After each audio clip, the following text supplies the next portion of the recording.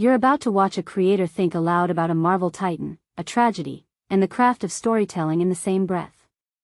Let me take you on a deep, opinionated ride through how Kevin Feige and his peers shape our expectations of big franchises, why the internet's noise can derail creativity, and what the Boseman chapter taught the industry about humanity over hype.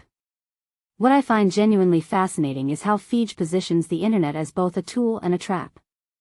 Personally, I think the key move he highlights is choosing to mute the online chorus and keep faith with the core creative voice that started the journey. What makes this really interesting is the tension between fan feedback as a legitimate signal and the danger of letting endless theories steer the ship. In my opinion, that balance is the difference between a franchise that evolves and one that spirals into echo chambers where every theory becomes a verdict. Another thread that stands out: the way Marvel treats test screenings not as final judgments but as critical calibration moments. From my perspective, this isn't just about salvageable cuts, it's about preserving a director's vision while recognizing that the first cut is rarely the last word. A detail I find fascinating is how the team describes the panic that follows negative test reactions, the moment when you realize you must either mutate the project or re-anchor it to its core idea. What this suggests is a broader industry truth: great art frequently emerges after a storm of feedback, not in the first draft or the first showtime. What many people don't realize is how personal these conversations are for Feige and Coogler. If you take a step back and think about it, the death of Chadwick Boseman isn't just a storyline, it's a reminder that these productions are threaded through real lives. From my angle, Feige's admission that he didn't realize that next time inevitability until Boseman was gone is a candid, human pivot point. This raises a deeper question: when you're in the middle of a massive franchise machine, how do you maintain genuine relationships with the people who matter most to the work?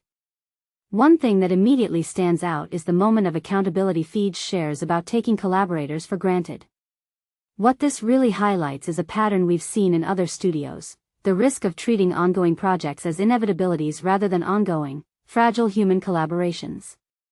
The broader trend is clear: leaders who prioritize humane stewardship over sheer output tend to produce more resilient teams and, paradoxically, stronger franchises.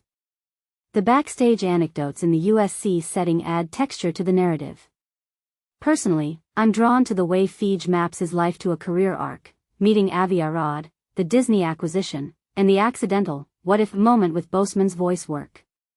What this really suggests is that career breakthroughs aren't single lightning strikes. They're a mosaic of small, meaningful shifts that align with chance, timing, and personal choice. From a creative strategy angle, the conversations about hiring hinge on chemistry and endurance more than just talent. What I interpret is that the best collaborators aren't necessarily the flashiest names, but people you can spend 2 years inside a pressure cooker with. A detail I find fascinating is the way Coogler's memory of the Iron Man screening becomes a compass for how he thinks about mentorship, atmosphere, and audience connection. This implies a bigger trend: studios are increasingly betting on cultural resonance and shared temperament as much as demonstrated skill.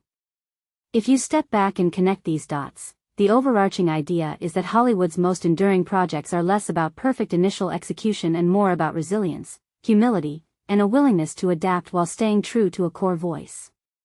What this really suggests is that the best franchises survive not by avoiding rough moments but by absorbing them and re-emerging with a clearer purpose.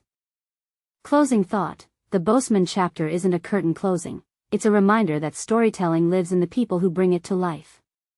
If I had to pull a takeaway for aspiring creators, it would be this: protect your core voice, tend your collaborations with real care, and don't mistake fan chatter for direction.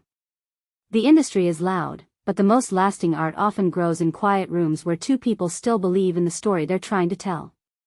For you, the viewer, what quiet room moment in a project have you experienced, where the right steady hand beat the loud noise and changed your perception of the work?